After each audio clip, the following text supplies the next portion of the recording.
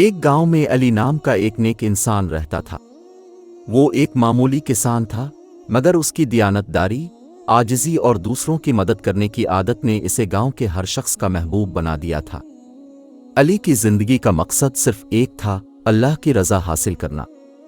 وہ ہمیشہ کہتا تھا، اگر میں اللہ کے بندوں کی خدمت کروں گا تو اللہ مجھ سے راضی ہوگا۔ علی کی زندگی کا ہر دن فجر کی نماز سے شروع ہوتا تھا۔ وہ عبادت کے بعد کھیتوں میں کام کرتا اور جو کچھ کماتا اس کا ایک حصہ ضرورت مندوں میں تقسیم کر دیتا۔ گاؤں میں کوئی بھی مسئلہ ہوتا، علی سب سے پہلے وہاں پہنچتا۔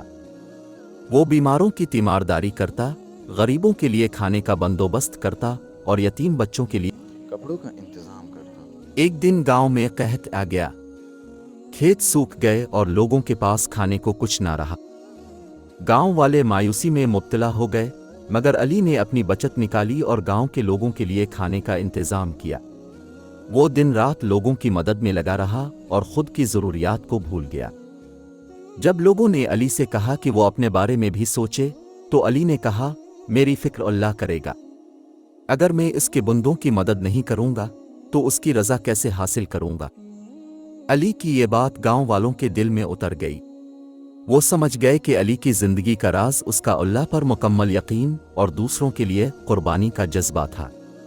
علی کی نیکیاں دیکھ کر گاؤں کے لوگوں نے اپنی زندگی میں تبدیلی لانے کا فیصلہ کیا۔ انہوں نے خود غرضی کو چھوڑ کر دوسروں کی مدد کرنا شروع کر دی۔ ایک دن ایک مسافر گاؤں آیا جو راستہ بھول چکا تھا۔ علی نے نہ صرف اسے کھانا دیا بلکہ اس کے ساتھ چل کر اسے منزل تک پہنچایا۔ مسافر نے علی سے کہا، تم جیسا انسان میں نے پہلے کبھی نہیں دیکھا۔ تمہاری نیکیوں کی مثال نہیں ملتی۔ علی نے عاجزی سے جواب دیا، یہ سب اللہ کا کرم ہے، میں کچھ بھی نہیں ہوں۔ علی کی یہ عاجزی اور سخاوت اسے دوسروں سے ممتاز کرتی تھی۔ وہ کبھی اپنی نیکیوں کا دکھاوا نہیں کرتا تھا۔ اس کا ماننا تھا کہ حقیقی بدلہ صرف اللہ کے پاس ہے۔ اس کے اسی رویے کی وجہ سے لوگ اسے عزت دیتے اور اس کی باتوں پر عمل کرتے تھے۔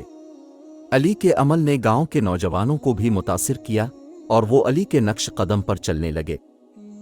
رات کے وقت علی اللہ کے حضور گڑ گڑا کر دعا کرتا تھا۔ وہ اپنے گناہوں کی معافی مانگتا اور اللہ سے اپنی نیکیوں کو قبول کرنے کی التجا کرتا۔ اس کے دل میں ہمیشہ یہ خواہش رہتی تھی کہ اس کی زندگی اللہ کی رضا کے لیے وقف ہو۔ علی کی نیکیاں اور قربانیاں گاؤں والوں کے لیے ایک مثال بن گئیں۔ اس کی زندگی نے لوگوں کو یہ سکھایا کہ اللہ کی رضا عبادات کے ساتھ ساتھ مخلوق کی خدمت میں بھی ہے۔ علی نے اپنے عمل سے یہ ثابت کیا کہ نیک بندہ وہی ہوتا ہے جو اپنی زندگی اللہ کی راہ میں قربان کر دے۔